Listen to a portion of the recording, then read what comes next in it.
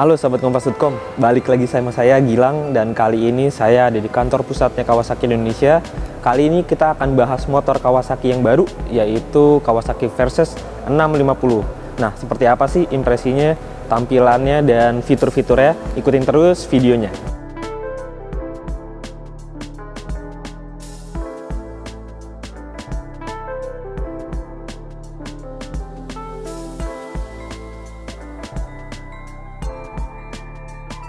Nah, kita lihat yuk motornya. Nah, ini dia Kawasaki Versys 650 yang baru. Nah, teman-teman, kalau misalkan kita pertama kali lihat, kita pasti bakal langsung tahu perbedaannya itu di bagian fascia depannya, yaitu bagian lampunya. Kalau yang dulu mirip kayak yang Ninja lama, kalau yang baru ini mirip Ninja baru. Jadi tampilannya sekarang bisa dibilang lebih sporty, lebih agresif juga, dan jiwanya lebih jiwa berpetualang kali ya.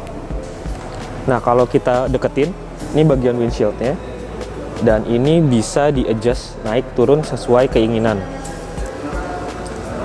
Jadi di sini ada tombol, kita pencet, kita naikkan. Kalau kita nggak pengen tinggi-tinggi banget, kita bisa turunin lagi.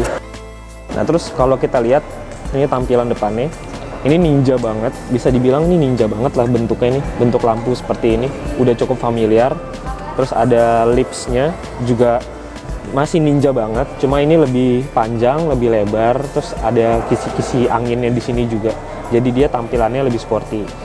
Nah, bedanya sama yang 650 lama juga ada di bagian sennya. Kalau yang lama itu masih bohlam, kalau yang ini udah LED.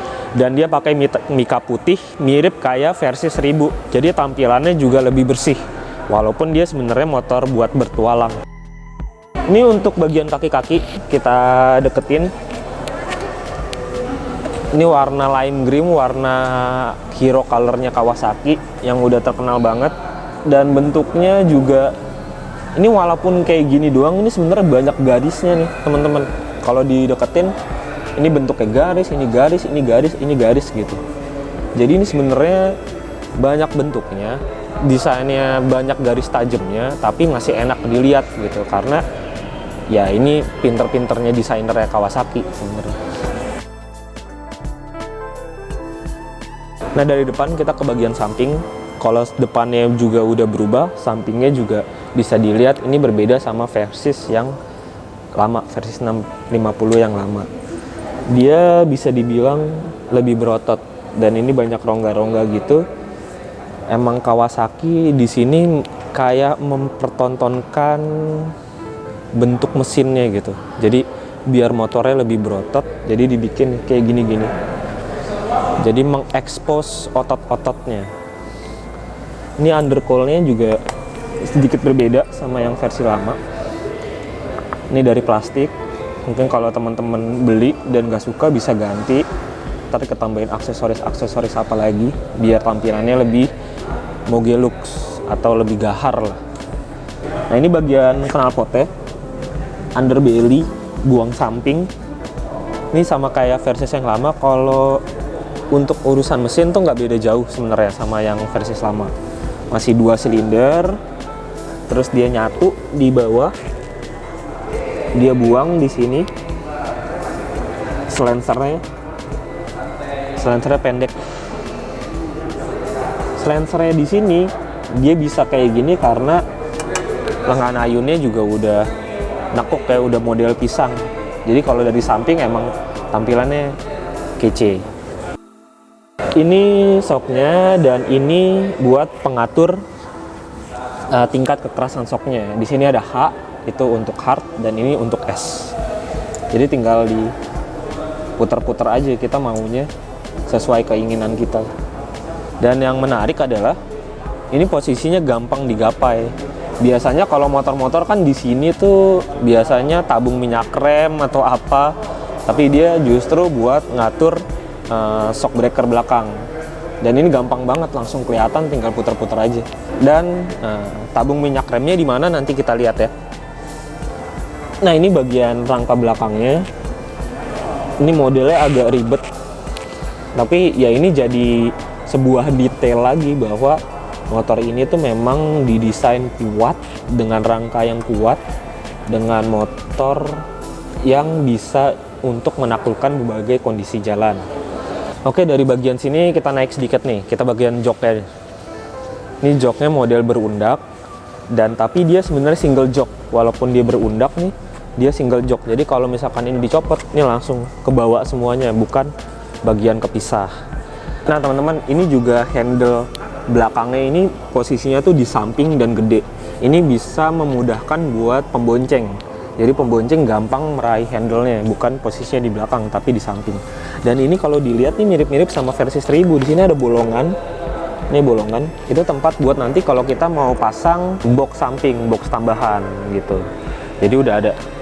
Kalau di versi 1000 kayak gitu ya, tapi kalau aftermarketnya saya nggak tahu nih. Mungkin teman-teman lebih tahu, bisa komen. Nah ini bentuk lampu belakangnya smoke, tapi dia udah LED. Ini keren sih, keren kalau menurut saya, karena biasanya yang adventure gini pakai mika putih kan, pakai mika bening, tapi ini bakal pakai smoke. Ini jadi detail tersendiri sih kalau buat saya.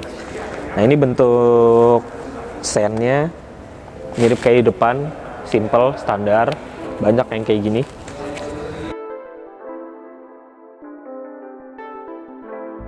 Nah, tadi kan kita lihat di bagian bawahnya itu nggak ada tabung minyak remnya. Tabung minyak remnya itu sebenarnya ada di bawah jok. Nah, ini tampilannya kalau kita buka joknya.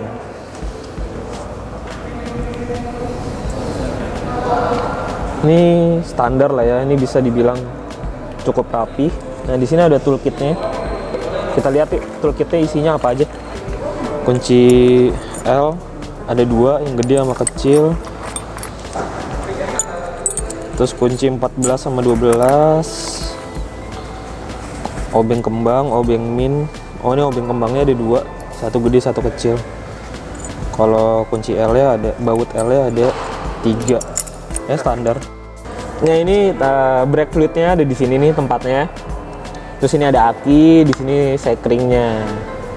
Nah begitulah tampilannya kalau teman-teman bisa lihat.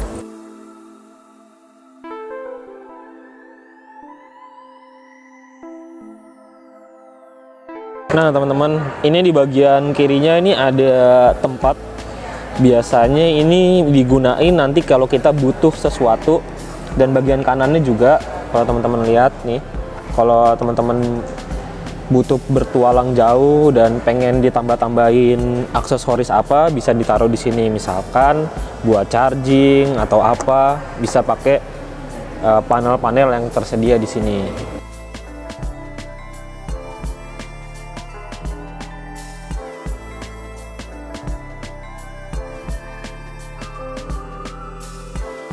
Teman-teman, inilah yang ngebedain motor ini, yaitu motor untuk berpetualang.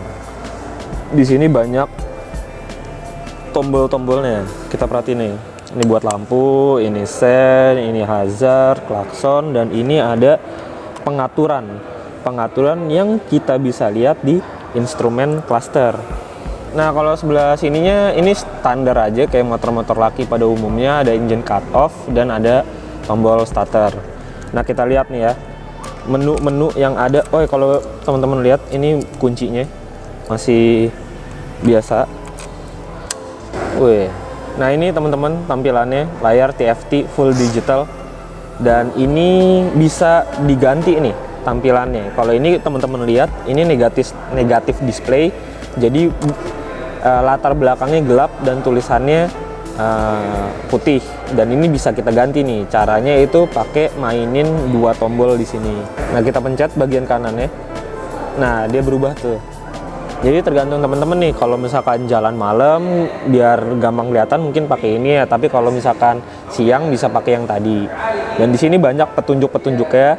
Kita telah satu-satu ya. Ini ada posisi gigi, gear, ini KTRC, itu traction control. Nanti kita lihat cara kerjanya gimana. Terus di sini ada RPM 1 sampai 12.000. Di sini bahan bakar full tank, ini empty ya karena motor baru belum dipakai. Ini ada odometer masih 0. Ini battery, aki, Di sini suhu, di sini jam, dan di sini speedometer. Nah, ada apa aja sih? Nah, ini ada average nih. Jadi kita bisa tahu kita berkendara eco riding atau enggak, karena di sini ada eco mode-nya. Nah, ini ada average-nya juga, sama ada range, kita udah berapa nempuh jarak, dan average speed. Jadi kalau kita touring, kita bisa tahu nih kecepatan rata-rata kita berapa sih gitu. Nah teman-teman, kan tadi saya mindahin menu ini dari tombol ini, tapi ini sebenarnya bisa juga dikendaliin dari sini. Jadi kalau kita naik motor, tangan kita bisa lebih bebas bergerak. Tuh, dia bisa berubah. Jadi nggak perlu tangan kita colok-colok ke bagian sini. Nah tadi kita udah bahas yang bawah. Nah ini trip dan segala macamnya juga bisa dikendaliin dari pangkal stang bagian kiri. Kita pencet yang bagian atasnya, itu bisa berubah dari trip A, trip B, terus ada odometernya, segala macam. Nah untuk pengaturan KTRC ini kita bisa dari bagian sini. Kita pencet dulu nih sel, nah itu langsung kedip-kedip. Kita bisa pakai, itu bisa off, bisa KTR 1 dan KTRC 2. Nah bedanya apa?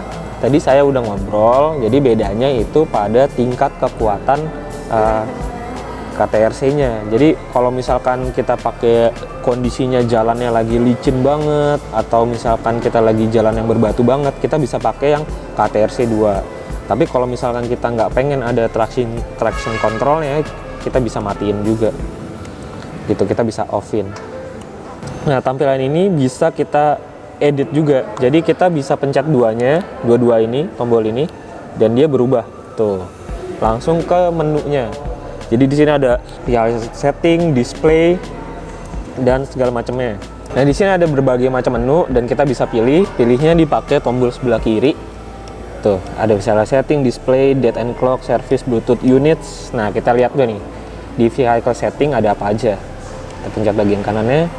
Di sini ada shift lamp on, engine speednya 4000. Jadi ini sistemnya kalau kita pindah gigi di RPM 4000 dia bakal kedip.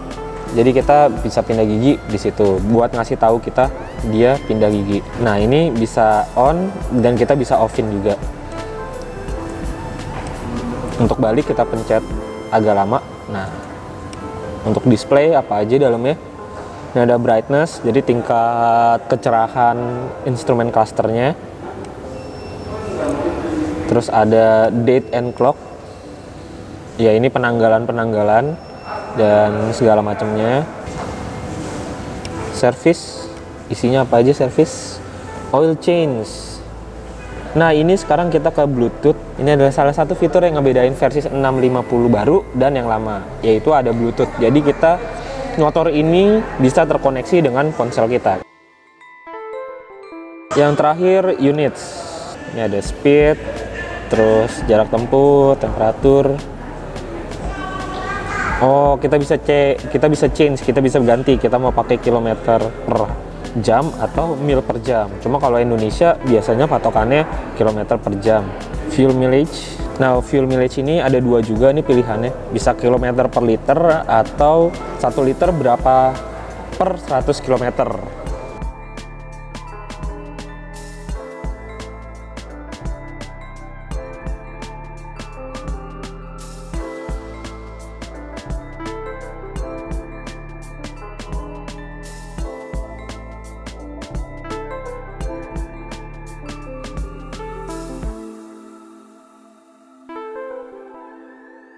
Nah teman-teman, dengan adanya versi 650 baru ini, Kawasaki ingin menunjukkan bahwa mereka memang bermain di segmen sport dan segmen-segmen motor-motor gede. Dan harganya sekarang itu yang ini adalah 199 juta, jadi hampir 200 juta, yaitu dia beda sekitar 10 jutaan sama versi lama. Dan buat teman-teman kalau emang suka bertualang, suka jalan jauh, ini bisa jadi pilihan buat teman-teman, karena yang namanya Versys udah terbukti ya. Maksudnya dia variannya udah lama, dan dari segmen 2,5 sampai 1000 ada. Jadi tinggal teman-teman maunya yang mana, dan ini adalah varian baru di segmen menengahnya, yaitu Versys 650. Nah, segitu dulu teman-teman untuk impresi dan review singkat Kawasaki Versys 650 yang baru ini. Jangan lupa untuk ikutin terus video ini dan channel ini. Jangan lupa untuk subscribe dan komen. Sampai ketemu di video-video berikutnya.